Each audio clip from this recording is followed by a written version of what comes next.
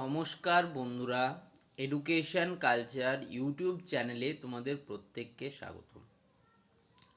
যদি আমরা রিসেন্ট সময়ের কথা বলি, যদি একদম বাস্তবিক ক্ষেত্রে লাস্ট আমরা 2 বছরের কথা বলি, তো তোমরা দেখবে আগের থেকে এখন স্টুডেন্টদের ব্যাকলগ বা সাপ্লি পাওয়ার যে প্রবণতা সেটা কিন্তু বাড়তে থেকেছে।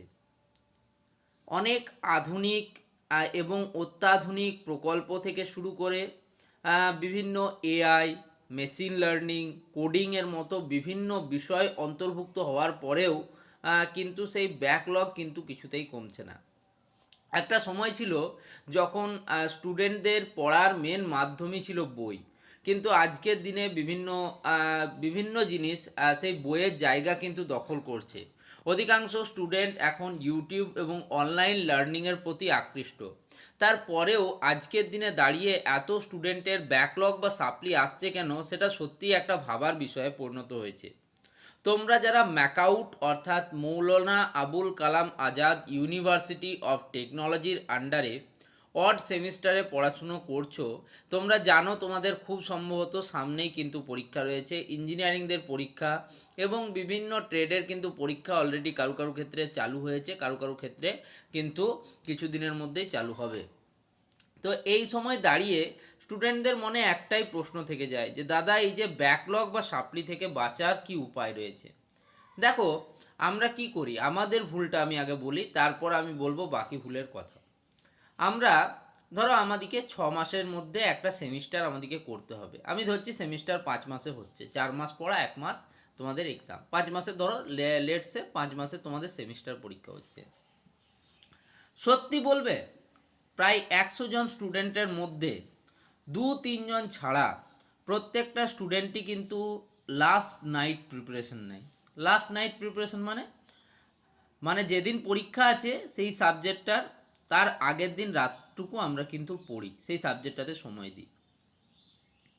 দেখো, সত্যি বলতে গেলে যদি কম্পিটিটিভ এক্সামের কথা আমি বাদ দিই, যদি নর্মাল তোমার গ্র্যাজুয়েশন বা পোস্ট গ্র্যাজুয়েশন বা বিভিন্ন টেকনিক্যাল কোর্সেস যেমন আইটিআই, ডিপ্লোমা, ডিগ্রি, এই যে কোর্সেসগুলো রয়েছে, সেগুলোতে প্রতিদিন আমাদের নিজস্ব যে সেলফ লার্নিং প্রসেস, যেটাতে আমরা নিজেরা পড়াশুনো করি, সেটা যদি 2 ঘন্টা দেওয়া হয়, আমি টিউশন, তারপরে সোশ্যাল মিডিয়া পড়া আমি সব বাদ দিচ্ছি, আমি খালি সেলফ লার্নিংয়ের কথা বলছি, সেটা যদি 2 ঘন্টা পড়া হয়, তাহলে আমাদের এই পাস করার যে চিন্তাটা, যে 40 মার্কস আমাদের পাওয়ার যে চিন্তাটা, সেটা আমার মনে হয় না কাউকে করতে হয়।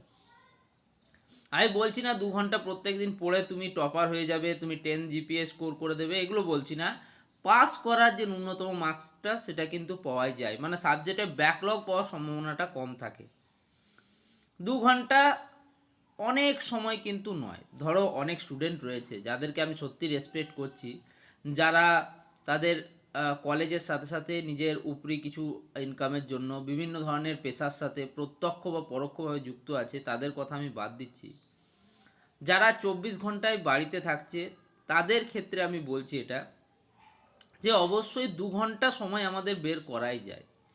এইটুকু সময় বের করতে পারলে মোটামুটিভাবে আমরা পাস মার্কটা স্কোর করতে পারি।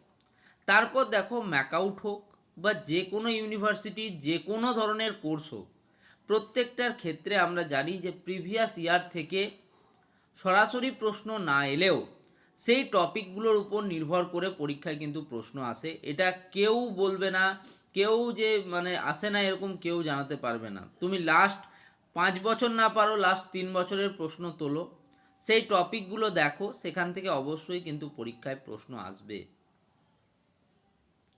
নেক্সট, দ্বিতীয় বিষয় যেটা, সেটা হচ্ছে দেখো, এখনকার যদি আমি কোশ্চেন প্যাটার্নের কথা আলোচনা করি, সেখানে শর্ট অ্যান্সার টাইপ বা এসএকিউ এবং very short answer type question, সেগুলোর কিন্তু প্রবণতা বেড়েছে। আগে যেখানে লং মার্কসের কোশ্চেন বেশি থাকতো, সেখানে এখন কিন্তু পদ্ধতিটা অনেকটা সহজতর হয়েছে। যদিও বর্তমান সময়ে কোশ্চেনের যে মানে আগে যেরকম একটা ধারাবাহিক প্রশ্নর একটা ব্যাপার ছিল, সেটা এখন হয়তো নেই। এখন অনেকটা অ্যানালিটিক্যাল বা বিষয়ভিত্তিক বা বুদ্ধিদীপ্ত কিছু প্রশ্নও কিন্তু থাকছে, কিন্তু সেগুলো সংখ্যা যথেষ্ট কম, 15 থেকে 20%। ঠিক আছে, তো যেহেতু তোমাদের পরীক্ষা, তোমাদিকে পাস করতে হবে, তোমাদিকে পরীক্ষার খাতায় লিখতে হবে, সেক্ষেত্রে আমি বলবো যে একটু একটু করে প্রিপারেশন নাও। ধরো তোমাকে একটা কোনো প্রশ্ন দিয়েছে থার্মোডাইনামিক্স থেকে, ঠিক আছে, তো থার্মোডাইনামিক্সের মূলত যে লসগুলো রয়েছে, আমরা জানি থার্মোডাইনামিক্সের দুটো law, first law of thermodynamics and second law of thermodynamics. কিন্তু তার আগেও একটা ল আছে যেটাকে বলে জিরোথ ল অফ থার্মোডাইনামিক্স আছে। তো যাই হোক, তাহলে তিনটে আমরা পাচ্ছি থার্মোডাইনামিক্সের law: zeroth law of thermodynamics, first law of thermodynamics এবং সেকেন্ড ল অফ থার্মোডাইনামিক্স। এবার এখনকার যদি পরীক্ষকের কথা বলি, তারা এরকম ডাইরেক্ট তোমাকে প্রশ্ন করবে না যে right the first law of thermodynamics, এরকম প্রশ্ন কিন্তু থাকবে না। তবে থার্মোডাইনামিক্সের অ্যাপ্লিকেশন বেসড, নিউমেরিক্যাল বেসড এরকম প্রশ্ন কিন্তু পরীক্ষায় আসতেই পারে এবং আসেও। ঠিক আছে, ওটাই বলছি যে এখনকার ডাইরেক্ট তোমাকে এটা প্রশ্ন দিয়ে দেবে না write the zeroth law of thermodynamics, এরকম কখনোই প্রশ্ন আসবে না। কিন্তু প্রশ্নতে application, numerical analysis, derivation of laws এরকম কিন্তু প্রশ্ন থাকবে। তাহলে আমাদেরকে বুঝতে হবে যে এখন আর ধারাবাহিক যে প্রশ্নগুলো ধারাবাহিকভাবে এসছে সেরকম প্রশ্ন কিন্তু আসছে না। দ্বিতীয় বিষয় হচ্ছে, আমাদের কাছে এখন এডুকেশনের থেকে এন্টারটেনমেন্টটা অনেক বেশি মানে প্রভাব বিস্তার করেছে। একসময় এডুকেশনটা যেখানে মেন ছিল, সেখানে এখন এন্টারটেনমেন্ট দখল করে নিয়েছে তার জায়গা। ধরো ইউটিউবের কথা বলছি, আমি ইউটিউবে একটা ক্লাস করছিলাম, যে পাওয়ার প্ল্যান্ট ইঞ্জিনিয়ারিংয়ের আমি ধরো একটা ক্লাস করছিলাম। ঠিক আছে, পাওয়ার প্ল্যান্ট ইঞ্জিনিয়ারিংয়ের ক্লাস করতে করতে আমার নিচে যে সাজেশান আসে, ইউটিউবের যে সাজেশান ভিডিও, সাজেস্টিভ ভিডিওগুলো আসে, সেখানে আমার একটা কিন্তু নতুন একটা ধরো সং রিলিজ হয়েছে, যে কোনো ক্ষেত্রে হতে পারে। তো সেই সংটা আমি দেখতে চলে গেলাম। তারপর আমি দেখলাম যে একটা নতুন মুভি রিলিজ হয়েছে, তার রিভিউ বেরিয়েছে, রিভিউটা দেখতে চলে গেলাম। আমার উদ্দেশ্য ছিল কিন্তু পড়া, এডুকেশান, আমার উদ্দেশ্য ছিল এডুকেশান। আমাকে দুটো ক্লাস কমপ্লিট করতে হতো, 1 ঘন্টা করে 2 ঘন্টার আমার দুটো ক্লাস ছিল পাওয়ার প্ল্যান্ট ইঞ্জিনিয়ারিংয়ের। আমি ওই দুটো ক্লাস করতাম এবং তারপর কিন্তু আমার বাকি আমি এন্টারটেনমেন্টের দিকে যেতাম। এটা আমার কিন্তু ধারণা ছিল, আমার সারাদিনের এটা ছিল, ব্যাপার ছিল। কিন্তু আমি কি করলাম, আমি 5 মিনিট আমার পাওয়ার প্ল্যান্ট ইঞ্জিনিয়ারিংয়ের ভিডিওটা দেখলাম, তারপরে আমি চলে গেলাম একটা গান শুনতে। ঠিক আছে, তারপরে আমি চলে গেলাম মুভি রিভিউ দেখতে, তারপর আমি চলে গেলাম ট্রাভেল ব্লগস দেখতে, তারপর আমি চলে গেলাম ধরো ফুড ব্লগস দেখতে। তো এইরকম করে করে করে করে কিন্তু আমি আমার সময়টাকে নষ্ট করলাম। আমার 2 ঘন্টা সময় অবশ্যই আমি কিন্তু ব্যয় করলাম, কিন্তু সেই 2 ঘন্টা সময়টা আমি 5 মিনিট এডুকেশন এবং তোমার 1 ঘন্টা 55 মিনিট যে সময়টা আমার, ঠিক আছে, 115 মিনিট আমি কিন্তু দিলাম এন্টারটেনমেন্টে। তার মানে বুঝতেই পারছো 5:115। তাহলে রেশিওটা তোমরাই বার করো। তো এই রকমভাবে যদি আমরা এডুকেশনটাকে এন্টারটেনমেন্ট দিয়ে রিপ্লেস করতে থাকি, তাহলে আমাদেরকে কিন্তু এই এক্সাম নিয়ে, ব্যাকলগ নিয়ে চিন্তা করতে হবে না, আমাদের জীবনটাও এন্টারটেনমেন্ট হয়ে যাবে। মানছি অনেক স্টুডেন্ট রয়েছে যারা এই কন্টেন্ট ক্রিয়েশন, এই ইউটিউব বা এই সোশ্যাল মিডিয়া প্ল্যাটফর্মস এ নিজেদের কেরিয়ার তৈরি করেছে, কিন্তু সেই সংখ্যাটা কিন্তু এখনও পর্যন্ত যথেষ্ট নয়। ঠিক আছে, এখনও পর্যন্ত প্রচুর স্টুডেন্ট ইনভলভ আছে, এমনটা কিন্তু নয়। ঠিক আছে, তো এটাই বলবো তোমাদেরকে যে আমাদের ভুলগুলোকে অ্যাকসেপ্ট করো, আমাদের ভুলগুলো, নেগলিজেন্সগুলোকে ঠিক করো, বেসিকগুলো ক্লিয়ার করো। যখন তুমি এডুকেশনের জন্য এসছো একটা প্ল্যাটফর্মে, এডুকেশনটাকে প্রায়োরিটি দাও।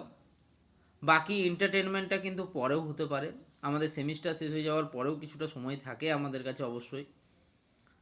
তো এই বিষয়গুলো আমাদেরকে বুঝতে হবে, কাউকে গালাগাল দেওয়া নয়, কাউকে কিছু নয়। ঠিক আছে, কারণ দেখো একজন হয়তো আমার কাছে ভালো বুঝতে পারছে, আরেকজন হয়তো অন্যজনের কাছে ভালো বুঝতে পারছে। তাই যখন একটা প্ল্যাটফর্মে এসছো, প্রত্যেকটা মানুষকে একটা ন্যূনতম তার কিন্তু সম্মানটুকু দাও। তোমার নিজের বইকে, তোমার নিজের এডুকেশন সিস্টেমকে তুমি সম্মান দাও। নিজেকে তুমি একবার প্রশ্ন করে দেখো তুমি যেটা করছো সেটা ঠিক কি না। যদি তোমার মন বলে যে হ্যাঁ তুমি যেটা করছো সেটাই তোমার জন্য সেরা, সেটা ঠিক, তাহলে অবশ্যই এগিয়ে যাও। তবে যদি তোমার কোনো ক্ষেত্রেও মনে হচ্ছে যে না আমি কিছু ভুল করছি, তাহলে সেই ভুলগুলোকে অ্যাকসেপ্ট করো। সেগুলোকে সঠিক করার পরিকল্পনা নাও এবং এগিয়ে যাও। তোমরা যথেষ্ট ভালো স্টুডেন্ট, যথেষ্ট বুদ্ধিমান স্টুডেন্ট, যথেষ্ট তোমাদের মধ্যে ক্যাপাবিলিটিস আছে বলেই আজকে তুমি এই জায়গায় দাঁড়িয়ে আছো। থ্যাংক ইউ সবাইকে, সবাই এগিয়ে যাও জীবনে। ধন্যবাদ।